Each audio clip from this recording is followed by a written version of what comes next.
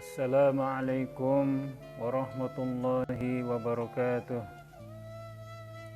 Innal hamdalillah nahmaduhu wa nasta'inuhu wa nastaghfiruh wa na'udzu billahi min shururi anfusina wa min sayyiati a'malina.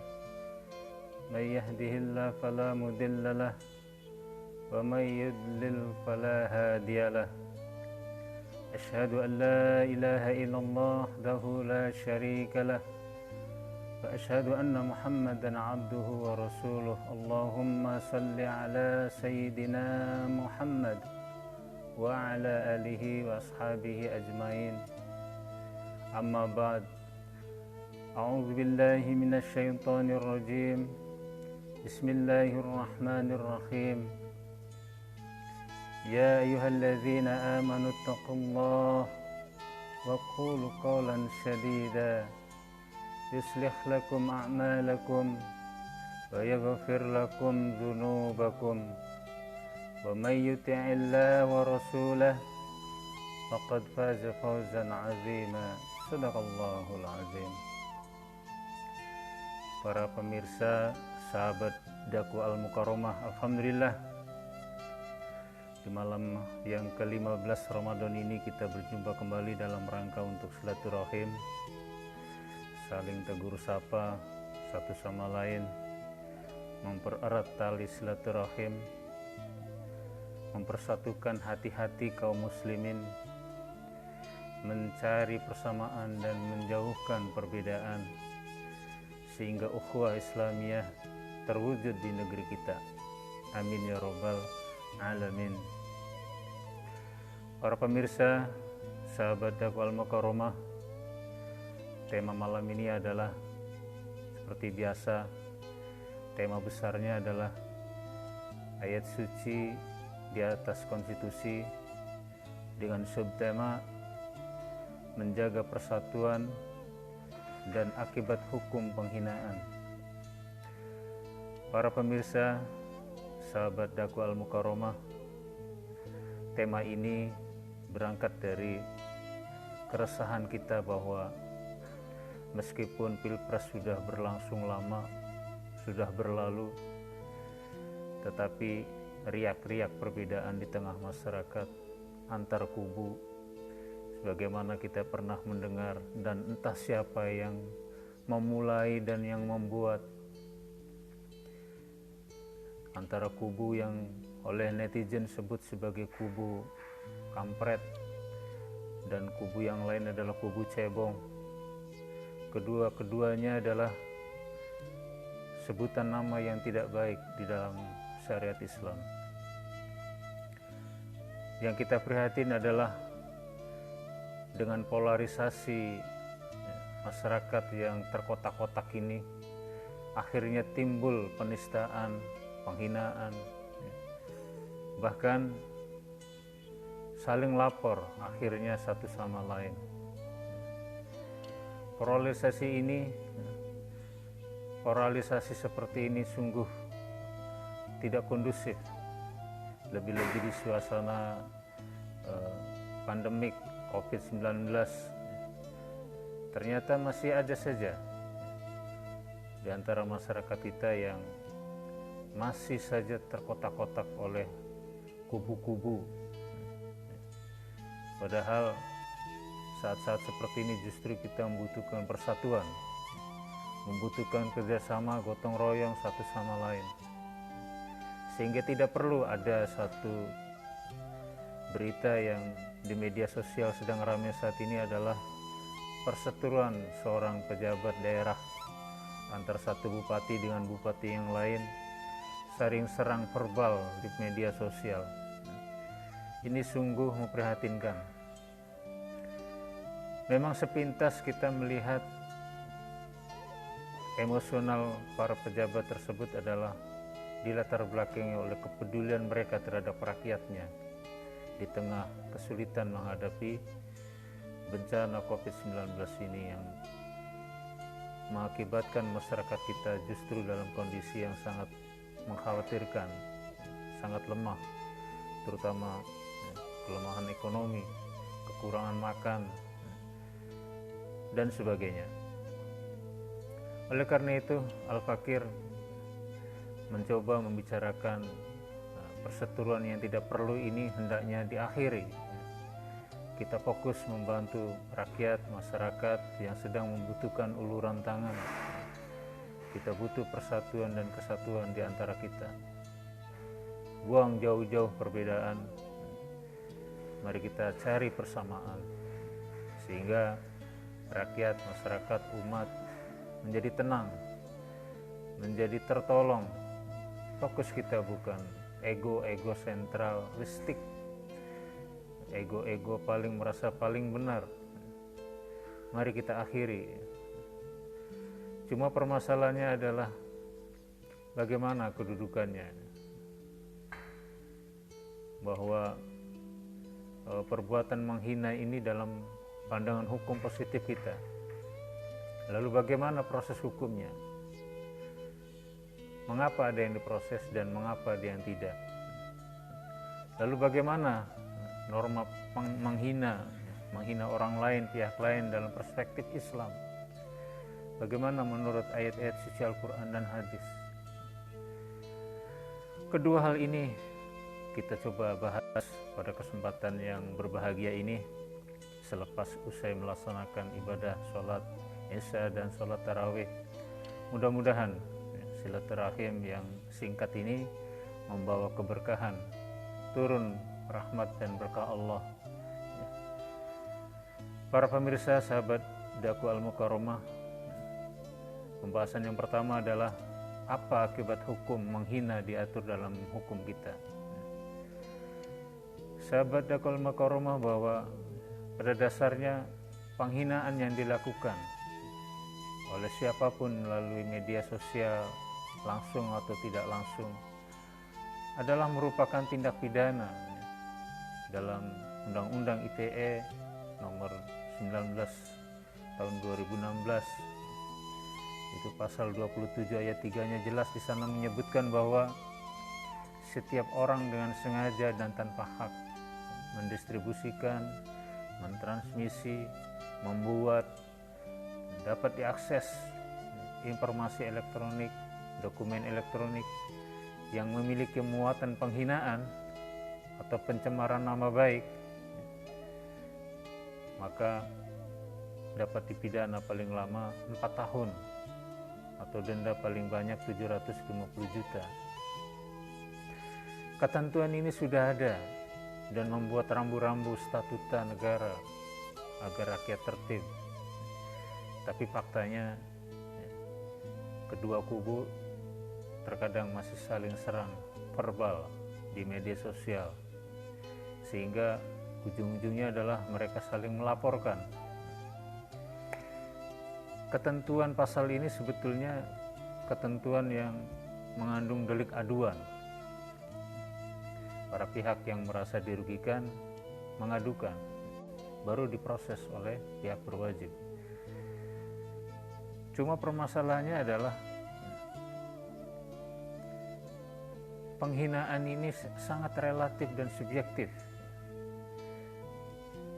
sehingga dapat menimbulkan abuse of power. Para pihak yang berkuasa merasa kuat, memiliki jaringan kekuasaan, sehingga dengan mudah jika ada anggota masyarakat yang mengkritik dianggap menghina, atau sebaliknya. Jadi memang buat kita sebagai umat, sebagai rakyat, memang harus berhati-hati dan bijak dalam menggunakan medsos. Kemudian bagaimana ketentuan mengenai penghinaan terhadap pemerintah juga diatur di dalam kitab Undang-Undang Hukum Pidana, seperti pasal 207, barang siapa dengan sengaja di muka umum dengan lisan atau tulisan menghina kekuasaan yang ada di negara, tentunya negara Republik Indonesia, atau sesuatu majelis umum yang ada di sana, dihukum penjara selama-lamanya 1 tahun 6 bulan. Sebagian pakar hukum menjelaskan bahwa yang dimaksud dengan menghina kekuasaan, bisa seperti menghina gubernur, polisi, bupati, camat, atau pejabat parlemen seperti DPR dan sebagainya. Adapun kalau penghinaan itu mengarah kepada individu pribadi, diatur dalam pasal KUHP pasal 316. Tetapi Mahkamah Konstitusi sebetulnya sudah memberikan pertimbangan hukum terkait pemberlakuan pasal 207 KUHP bahwa penuntutan hanya dilakukan atas dasar pengaduan dari pihak yang merasa dirugikan, dalam hal ini penguasa. Misalnya seseorang yang dianggap menghina presiden, maka presiden sendiri yang harus mengajukan permohonan, mengajukan laporan, karena legal standing yang diatur adalah yang bersangkutan, penguasa sendiri. Sementara kita lihat ada banyak sekali kasus penghinaan yang dituduh penghinaan, justru bukan yang bersangkutan yang melaporkan, tapi para pihak pendukung-pendukungnya. Yang kedua kubu tadi, antara kubu kampret versus kubu cebong. Oleh karena itu, dalam kesempatan ini Al-Fakir ingin menyampaikan bahwa hendaknya diakhiri suasana konflik lapor-melapor, hina-menghina, ini harus diakhiri. Sungguh sangat tidak produktif. Kita justru butuh kerjasama, persatuan, gotong royong, dan seterusnya. Sebab rakyat melihat pada prosesnya ternyata kasus-kasus pelaporan penghinaan ini ada yang diproses dan banyak yang tidak diproses. Yang diproses biasanya adalah kelompok yang lemah, masyarakat, oposisi. Yang tidak diproses biasanya kelompok yang kuat, yang dekat dengan kekuasaan. Hal ini menimbulkan kecemburuan di masyarakat, distrust, dan jika ini terus berlangsung justru merugikan pemerintah itu sendiri, karena masyarakat akhirnya tidak percaya. Sehingga kita melihat di tengah masyarakat banyak sekali kasus-kasus hukum pidana yang seharusnya diproses secara hukum langsung dihakimi di tengah masyarakat. Nauzubillah. Kasus-kasus pencurian, penjambretan, penodongan, begal langsung dihakimi oleh masyarakat karena masyarakat lelah, hampir putus asa dan tidak percaya. Hal ini tidak boleh terus terjadi, sebab jika ini dibiarkan akan terjadi kumulatif distrust, berbahaya. Oleh karena itu hukum rimba seperti ini harus diakhiri. Penegak hukum harus adil, harus proporsional. Mudah-mudahan dengan di bulan Ramadan ini umat Islam, khususnya para pejabat, pemangku kekuasaan, dengan spirit Ramadan menjadi lebih baik. Sambil menyapa Pak Fijan Jaya, jazakallah khair atas partisipasinya. Pak Waznal Fuadi, jazakallah khair Pak, sudah menyimak acara kita. Mudah-mudahan silaturahim kita, bincang-bincang santai ini berlanjut setiap malam. Insya Allah kita bahas tema-tema yang sedang hangat di masyarakat dengan pendekatan konstitusi, hukum positif kita, dan tinjauan menurut syariat Islam. Tema ini memang berat, tetapi kita coba dengan format yang santai, format yang sederhana, mudah dipahami, dan mendapatkan hidayah. Itu yang terpenting. Khususnya Al-Fakir mulai mengerti tentang hukum perundang-undangan, lalu dengan spirit syariat Islam sebagai spirit ibadah kita, bahwa dalam kehidupan berbangsa dan bernegara ini adalah dalam konteks ibadah. tidak hanya semata-mata menjalani hidup, makan, tidur, bekerja. Tidak. Kita sebagai muslim konteksnya adalah ibadah. Maka ibadah harus mengikuti ittiba, apa ketentuan Allah dan Rasul. Terutama niat kita lillahi ta'ala, bukan karena niat yang lain-lain. Adapun kalau kita mendapatkan sesuatu rezeki sebagai imbalan bekerja atau mendapat kekayaan karena kerja keras, itu adalah bonus yang Allah berikan di muka bumi. Tujuan akhirnya adalah akhirat, surga Allah Subhanahu wa taala, mengharapkan wajah Allah. Oleh karena itu apapun profesi kita, apapun jabatan kita, apapun peran sosial kita, hendaknya orientasinya adalah lillahi ta'ala, ibadah. Sehingga apapun profesi kita didasari dengan kejujuran.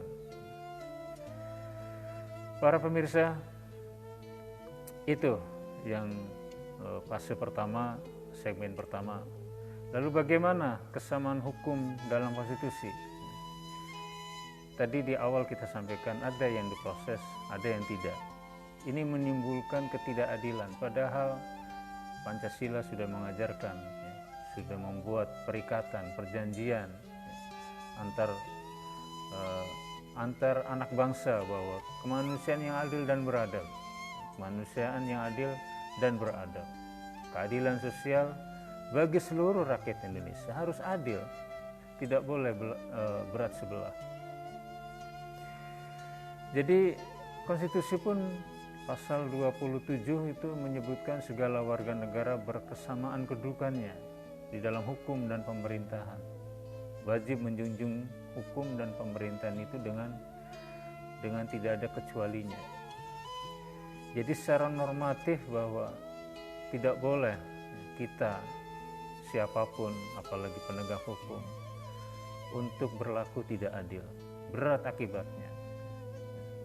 Bukan saja berat di dunia. Jazakallah Pak Waznal Fuadi atas partisipasinya, Pak Sudir Abi Kois, jazakallah khair Pak atas partisipasinya, silaturahimnya. Saya melanjutkan, tadi kita bahas masih soal segmen yang kedua, bagaimana kesamaan hukum dalam konstitusi. Tadi sudah disampaikan bahwa pasal 27 Undang-Undang Dasar tahun 1945 menyebutkan bahwa di ayat 1 segala warga negara berkesamaan kedudukannya di dalam hukum dan pemerintahan dan wajib menjunjung hukum dan pemerintahan itu dengan tidak ada kecualinya.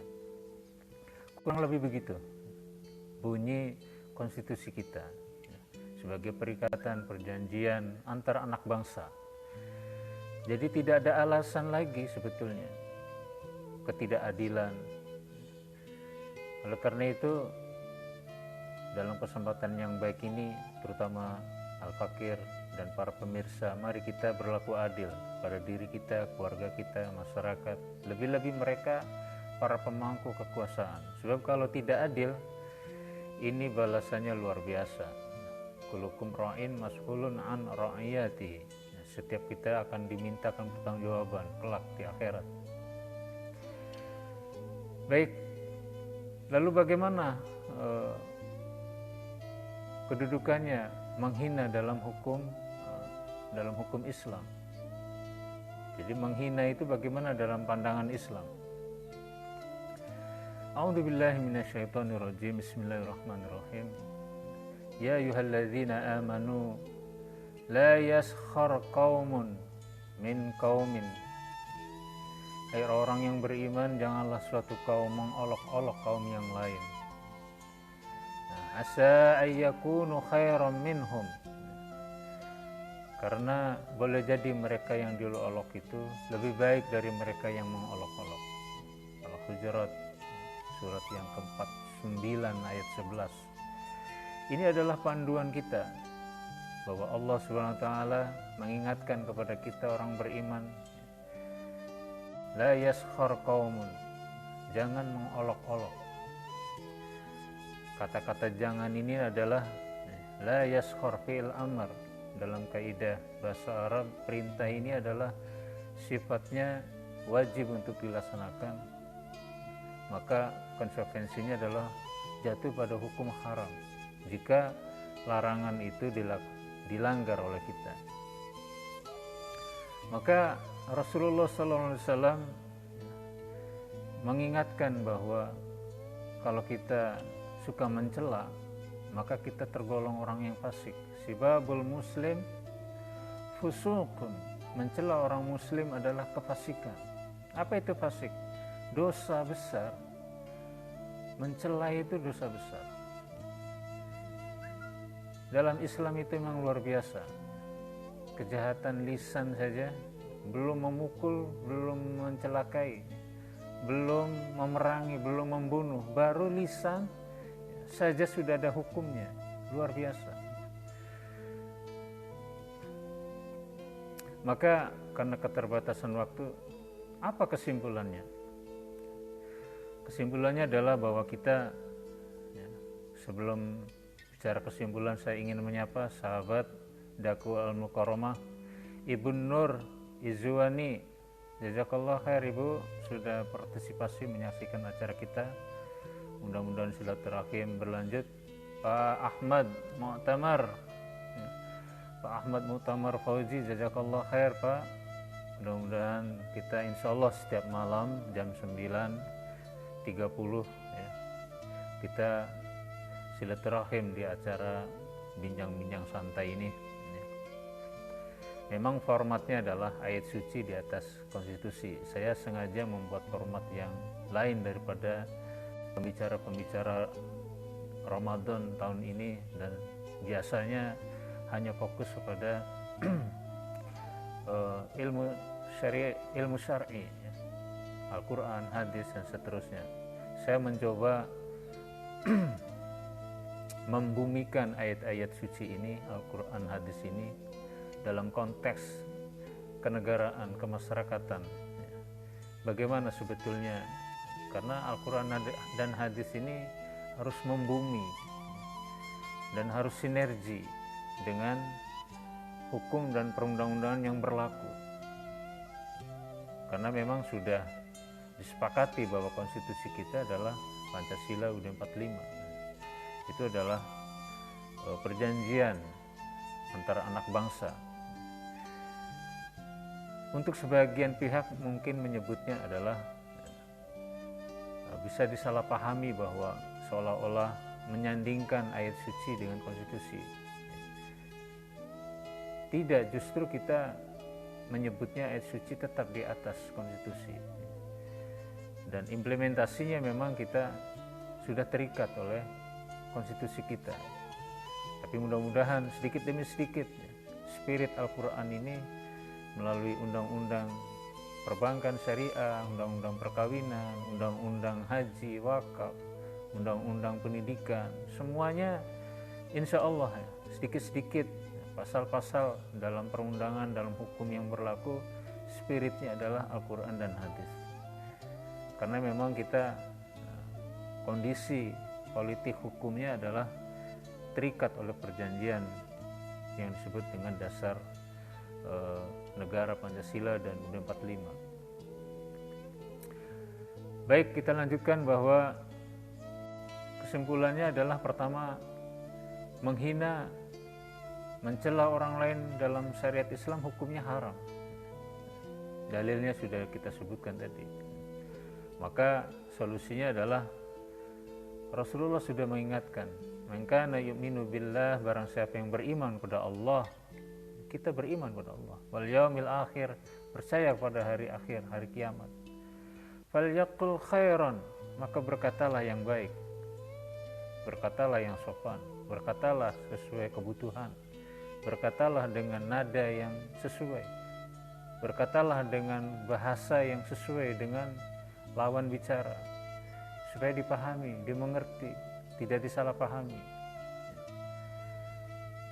Maka Islam itu sungguh indah ya. Jika kamu beriman dan percaya kepada Allah dan hari kiamat, berkatalah yang baik. Ini adalah teguran yang halus dari Allah, menunjukkan bahwa kalau tidak beriman, kalau berkata tidak baik menunjukkan kita tidak beriman pada Allah dan tidak beriman pada hari akhir. Karena memang setiap tutur kata kita dinilai oleh malaikat raqib atid. Kalau tidak bisa berkata baik, auliyasmut, mending diam, lebih baik diam. Itu adalah kaidah-kaidah yang sangat dasar, dan Islam itu begitu indah, sederhana, mudah dipahami dan diimplementasi. Solusi yang ketiga adalah bertakwa dan berkata benar. Ya ayyuhallazina amanu ittaqullah wa qulu qawlan sadida. Wahai orang-orang yang beriman, bertakwalah kepada Allah, katakanlah perkataan yang benar. Berkata yang benar, wa qulu qawlan sadida. Berkata yang benar, yang argumentatif, yang dimengerti, yang sopan, yang santun, dan seterusnya. Yuslih lakum a'malakum wa yaghfir lakum dzunubakum. Niscaya Allah memperbaiki amalan-amalanmu, mengampuni dosa-dosamu. Ini adalah benefit, keuntungan kita, orang-orang yang beriman. Allah akan catat amal kebaikan kita dan ampuni dosa-dosa kita. Wa may yuti'illah wa rasul faqad faza fawzan 'azima. Barang siapa yang taat pada Allah dan Rasul, maka sungguh ia telah mendapat kemenangan yang besar. Mudah-mudahan kita mendapat kemenangan, terutama di bulan Ramadan ini. Lalu kesimpulan yang keempat, jauhi buruk sangka. A'udzubillahi minasyaitonirrajim. Ya ayyuhalladzina amanu istanibu katsiran minadh-dhanni inna ba'dadh-dhanni itsman. Hai orang-orang yang beriman, istanibu katsiran minadh-dhanni, jauhi buruk sangka. Karena buruk sangka itu adalah dosa. Bagaimana buruk sangka? Kita ini sekarang hampir setiap hari di medsos. Buruk sangka, tajassus, saling mencari-cari kesalahan. Kemudian yaghdab ba'dukum ba'dha, saling menggunjing aib orang, hampir makanan sehari-hari di medsos. Seolah-olah kita tidak percaya pada hari pembalasan, padahal apapun yang kita katakan, apapun yang kita share di medsos itu adalah berakibat hukum, bukan hanya di dunia bisa dilaporkan ke pihak berwajib, tetapi juga berakibat hukum di akhirat. Karena Allah sudah mengingatkan. Apa akibatnya? Dosanya. Allah umpamakan, ayyuhibbu ahadukum ayyakula lahma akhihi maitan. Apakah kamu suka makan daging bangkai saudaramu? Daging bangkai kita makan. Bahkan saudara kita sendiri, saudara kandung kita makan mayat itu. Seperti itulah dosanya tajassus, dosanya buruk sangka, dosanya cari-cari kesalahan, dosanya mengumbar aib orang. Jadi dosanya besar sekali di mata Allah SWT. Maka ketika kita mendengar, diajak oleh lawan bicara ketika menggunjing teman kita, saudara kita, sahabat kita, bahkan orang lain yang kita tidak tahu, kita banyak-banyak istighfar dan hindari orang seperti itu. Sebab suatu saat kita pun akan diguncingkannya oleh dia. Maka ini adalah tabiat-tabiat yang harus kita hindari. Allah melanjutkan dalam ayatnya, wattaqullah innallaha tawwabur rahim. Kuncinya adalah takwa, menjauhi larangan Allah, mengerjakan perintah-perintah Allah. Itulah yang ingin kami sampaikan para pemirsa sahabat dakwah Al-Mukarramah. Maka persatuan, semangat ukhuwah Islamiyah, semangat antar anak bangsa ini harus diperkuat. Kita diajarkan oleh Allah, a'udzubillahi minasyaitonirrajim, wa'tasimu bihablillahi jami'a wa la tafarraqu.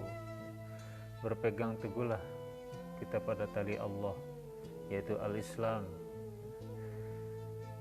dan janganlah kamu bercerai-berai. Nah ini cerai-berai ini adalah sering kita dengar, baik langsung atau tidak langsung. Sebab bercerai-berai ini adalah salah satu yang mengakibatkan kemunduran, mengakibatkan negeri kita, bangsa kita hancur. Bahkan tidak hanya dari sisi ruhani bahwa kita nanti dicatat amal dosanya oleh Allah, tetapi akibatnya sangat besar. Sahabat Ekol Mukarramah, potensi perpecahan di negeri kita ini memang sangat-sangat luar biasa. Kalau kita lihat situasinya antar umat beragama, ya, kadang-kadang sedikit saja masalah langsung meletus. Di beberapa tempat itu, na'udzubillah, mudah-mudahan tidak terjadi lagi, ya. Lalu antar intern umat beragama juga terkadang ada satu pembicara membicarakan jamaah yang lain. Ini hal-hal yang tidak kondusif. Harusnya bijak dalam menyampaikan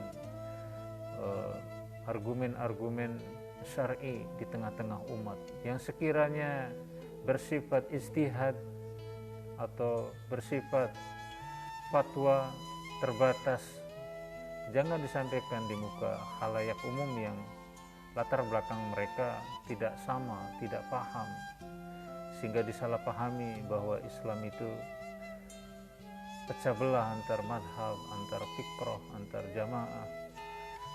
Oleh karena itu Al-Fakir mengingatkan pribadi bahwa hendaknya dalam membicarakan nilai-nilai syariat Islam ini harus bijak. Gimana kita bicara? Di situ kita harus melihat audiensnya. Kalau di jamaah terbuka, berbagai macam latar belakang pendidikan, sampaikan saja hal-hal yang umum sehingga tidak menimbulkan perbedaan. Kita cari persamaan saja, terjadilah ukhuwah Islamiyah. Hindari khilafiyah, hindari ikhtilaf. Cukup dibatas majelis-majelis ijtihad, fatwa terbatas, atau di bangku-bangku kuliah tertutup. Oleh karena itu Al-Fakir mengingatkan potensi perpecahan syara ini, mari kita eliminir, kita waspadai, kita cegah, antar umat beragama, antar intern umat beragama, lalu antar umat beragama dengan pemerintah. Ini juga kita harus bijak.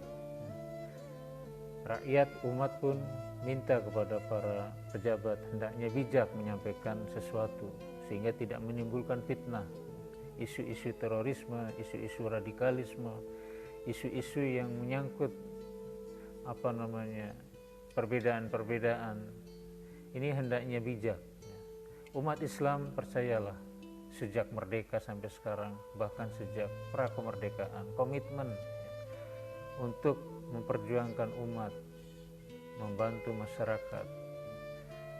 Maka ulama, para dai, jangan dicurigai, jangan tajassus, cari-cari kesalahan.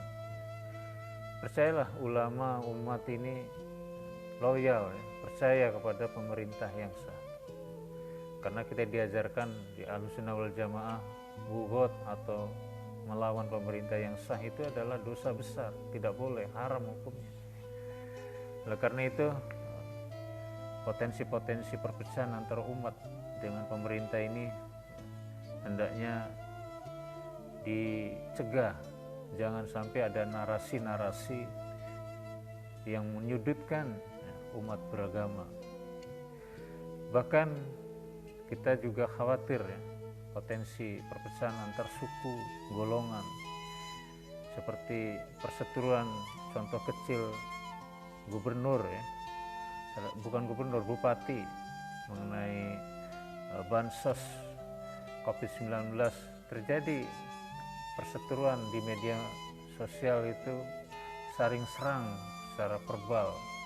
Ini sebetulnya tidak baik, tidak kondusif bagi rakyat. Kritik bagus, tapi hendaknya sampaikan dengan cara-cara yang elegan, yang baik, yang tepat. Saya rasa demikian para pemirsa. Saya menyapa Pak Ahmad Mu'tamar, jazakallah, Pak Mahfud Iksan, jazakallah Pak atas partisipasinya. Kita acara seperti ini insya Allah setiap malam pukul 9 sampai 9.30. Kini sudah lewat 10 menit karena tadi ada gangguan teknis, listrik mati. Acara ini alhamdulillah terselenggara atas dukungan dari Badan Wakaf Yayasan Darul Al-Mukarramah, sebuah lembaga pendidikan tahfidzul Quran yang insya Allah sedang dirintis pembangunannya di daerah Cipanas, Cianjur, Jawa Barat. Oleh karena itu, jika para pemirsa sahabat dakwah Al-Mukarramah yang ingin berpartisipasi mewakafkan dengan cara wakaf tunai, silakan hubungi kami. Dengan senang hati kami catat sebagai wakaf. Terima kasih atas perhatiannya. Mari kita tutup acara malam hari ini dengan doa kafaratul majlis. Subhanakallahumma wa bihamdika asyhadu an la ilaha illa anta astaghfiruka wa atubu ilaik. Sampai jumpa besok malam dengan tema yang lebih menarik lagi. Mudah-mudahan Bapak Ibu berkenan juga nanti menyaksikan acara ini. Akhirul kalam, billahi taufiq wal hidayah, wal afu minkum. Assalamualaikum warahmatullahi wabarakatuh.